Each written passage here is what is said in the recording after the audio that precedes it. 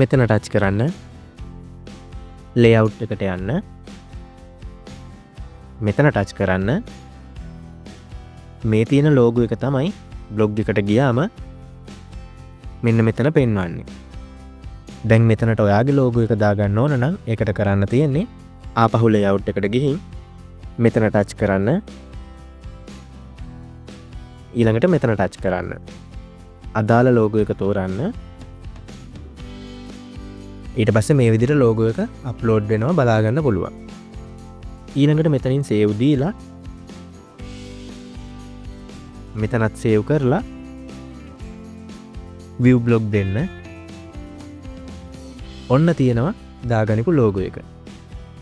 ඒ වගේම මෙතනට ටික් එක දාලා සේව් කරලා